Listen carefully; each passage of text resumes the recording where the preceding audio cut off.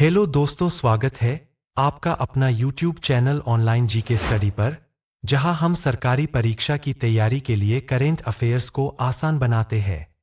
हमारी daily MCQs के साथ बने रहें, जो ताज़ा खबरों और महत्वपूर्ण घटनाओं को कवर करते हैं। चाहे SSC हो, UPSC हो या अन्य प्रतियोगी परीक्षाएं, हम आपकी पूरी तैयारी में मदद करेंगे।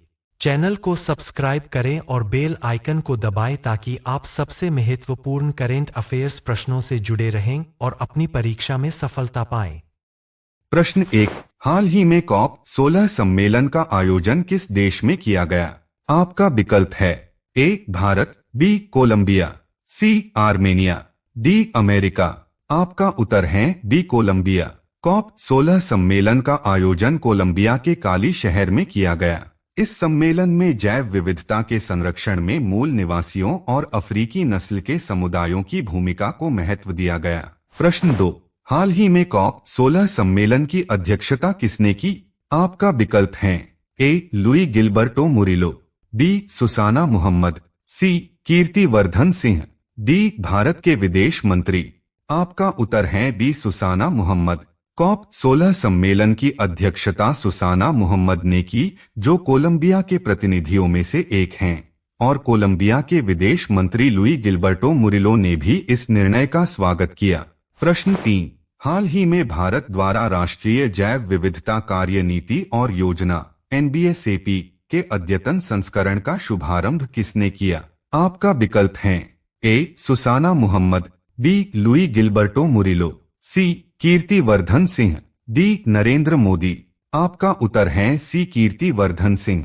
पर्यावरण राज्य मंत्री कीर्तिवर्धन सिंह ने कोलंबिया में COP16 सम्मेलन के दौरान भारत की अद्यतन राष्ट्रीय जैव विविधता कार्य नीति और योजना NBSAP का शुभारंभ किया और इसके संपूर्ण सरकार और संपूर्ण समाज दृष्टिकोण पर प्रकाश डाला। प्रश्न 4। हाल ही में पहले एशियाई बौद्ध शिखर सम्मेलन का आयोजन कहाँ किया जा रहा है? आपका विकल्प है A. मुंबई, B. नई दिल्ली, C. कोलकाता, D. चेन्नई।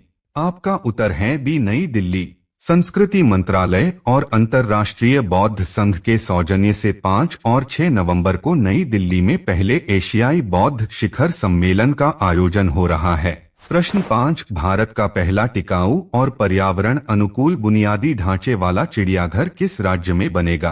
आपका विकल्प है A. Uttar Pradesh, B. Himachal Pradesh, C. Maharashtra, D. Karnataka.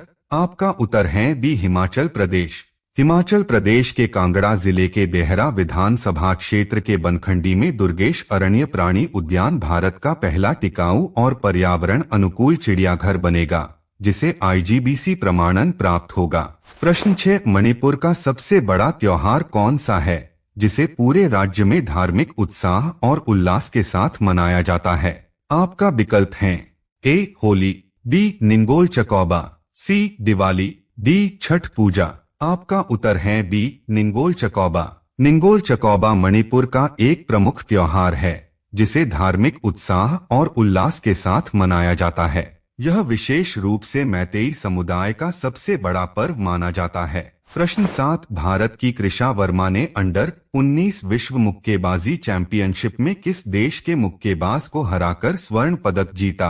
आपका विकल्प है A. England, B. Germany, C. रूस, D. अमेरिका। आपका उत्तर है B. जर्मनी। भारत की कृषा वर्मा ने अंडर-19 विश्व मुक्केबाजी चैंपियनशिप में जर्मनी की लेरिका साइमन को 5-0 से हराकर स्वर्ण पदक जीता। प्रश्न 8। नमो ड्रोन दीदी योजना के तहत महिला स्वयं सहायता समूहों को कितने रुपए तक का अनुदान मिलेगा? आपका विकल्प है A. 6 लाख रुपए, B. 8 लाख रुपए, C. 10 लाख रुपए, D. 12 लाख रुपए। आपका उत्तर है 8 लाख रुपए। नमो ड्रोन दीदी योजना के तहत महिला स्वयं सहायता समूहों को ड्रोन और उसके अन्य उपकरणों की खरीद के लिए 8 लाख रुपए तक का अनुदान मिलेगा। यह योजना 2024 से 2026 के बीच 14,500 महिला स्वयं सहायता समूहों को ड्रोन उपलब्ध कराने के उद्देश्य से चलाई जा रही है। प्रश्न 9। भारत तथा फ्रांस के करण सिंह और फ्लोरेंट बैक्स की जोड़ी ने किस देश में आयोजित ATP चैलेंजर टेनिस टूर्नामेंट में पुरुष डबल्स का खिताब जीता?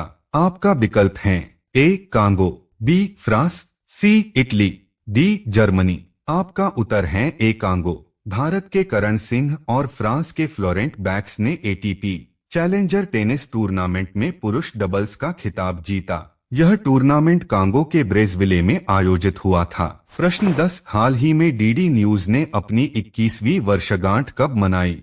आपका विकल्प हैं ए 1 नवंबर 2024, बी 3 नवंबर 2024, सी 3 नवंबर 2003, डी 3 नवंबर 2024। आपका उत्तर है बी 3 नवंबर 2024। डीडी न्यूज ने अपनी 21वीं वर्षगांठ 3 नवंबर 2024 को मनाई। यह 3 नवंबर 2003 को 24 घंटे के समाचार चैनल के रूप में लॉन्च हुआ था।